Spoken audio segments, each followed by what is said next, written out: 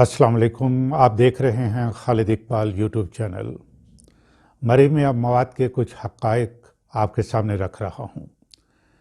नाज़रीन, कुछ लोगों की नाअहली, गैर ज़िम्मेदारी, बेहिस्सी, बेशर्मी, बेगैरती ने कई घरानों के चिराग गुल कर दिए और 23 बेगुनाह जानें निगल लीं।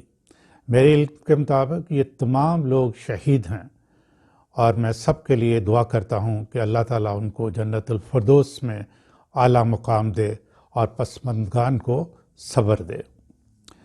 नाज़रीन, पाकिस्तान के रिसोर्सेज देखें, एडमिनिस्ट्रेटिव सेटअप देखें, ये 23 जानें बचाई जा सकती थी। आम तौर पे ऐसा होता है कि कोई कहीं तूफ़ान आ गया, बारिश बर्फ़बारी में लोग फंस गए और इत्तला ना मिल सकी तो कोई हादसा हो जाता है।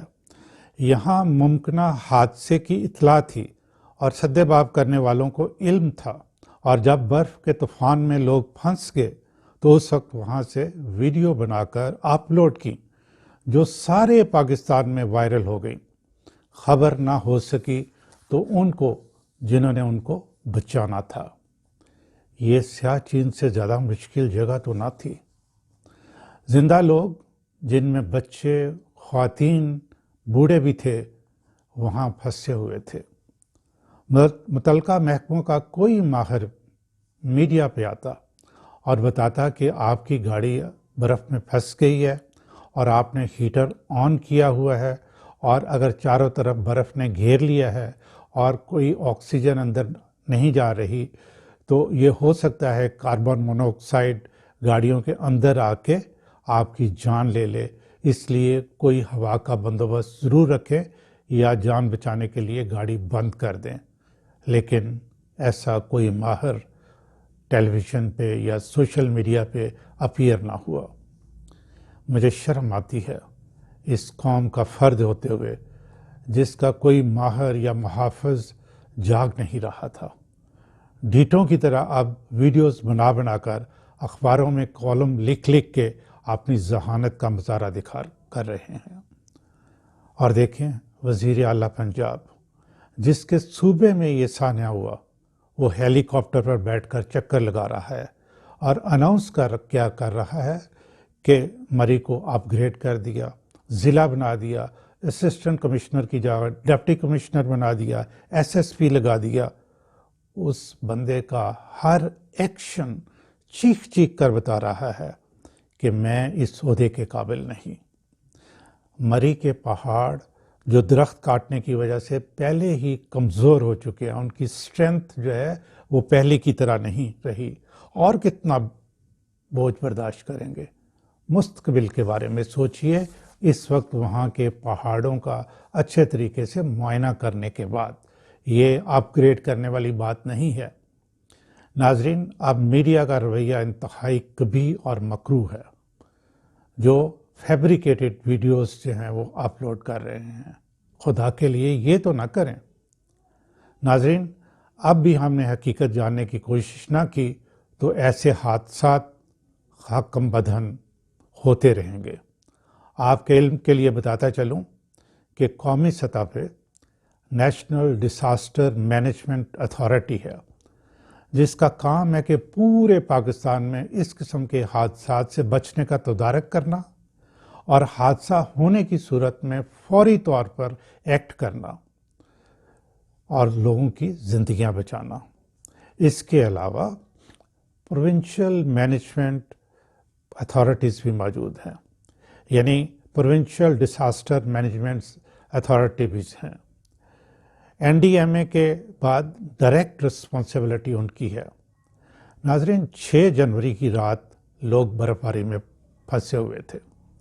एक दिन पहले NDMA यानी national disaster management authority Islamabad ने एक ट्वीट पे बताया, और ये ट्वीट किया दोपहर 12:09 पे, कि बारिशों और बर्फ़बारी से जो सूरत हाल है वो हमारे नज़र में है, और हम जो प्रोविंशियल अथॉरिटीज़ हैं उनके साथ राब्ता रखे हुए हैं, और जो ही वो हमें मदद के लिए कहेंगे और या ज़रूरत पड़ेगी तो हम फ़ौरन मदद के लिए हाज़िर हो जाएंगी।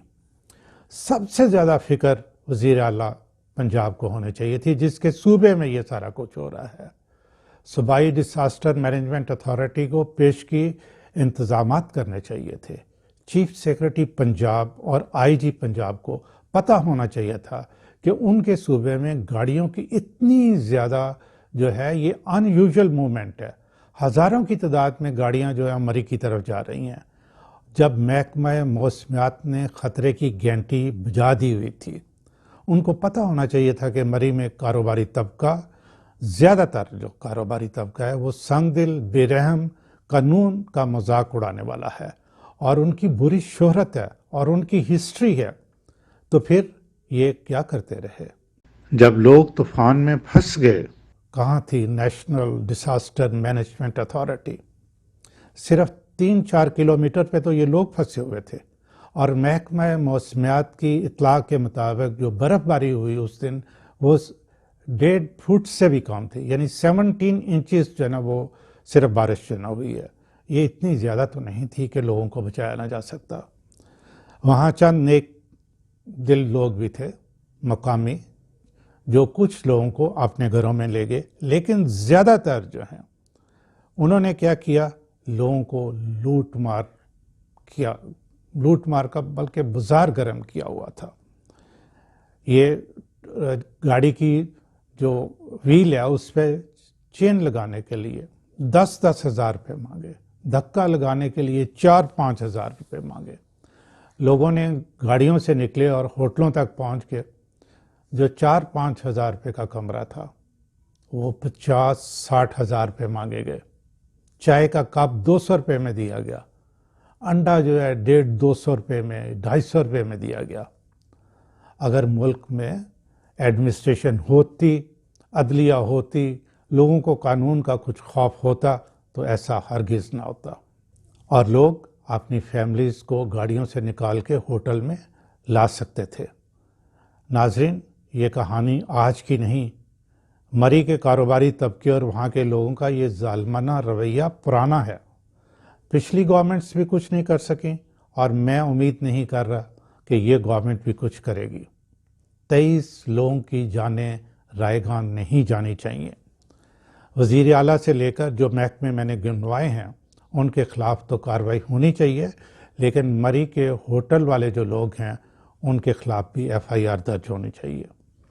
مری کے اندر ڈیولپمنٹ کا مکمل جائزہ لیا جانا چاہیے، تجاوزات گرائیں، ہوٹلوں کا دوبارہ سے جو ہے نا جائزہ لیں، اشیاء خورد و نوش کی قیمتیں مقرر کریں، اور ایسی صورتحال سے نپٹنے کے لیے پریپیئرڈنیس کا لیول جو ہے وہ بہت ہائی ہونا چاہیے۔ اب بال جو ہے وہ جناب وزیر اعظم کے کورٹ میں ہے۔ اگر انہوں نے ان 23 جانوں کا ذمہ داروں سے حساب نہ لیا تو اللہ کی عدالت بہت سخت ہے، وہاں جواب وزیر اعظم کو دینا ہوگا۔ ناظرین، آج کے لیے اتنا ہی۔ خالد اقبال کی طرف سے آپ کے لیے بہت سی دعائیں، اور اس قوم کے لیے دعا کہ یہاں انسان لوگ بنیں۔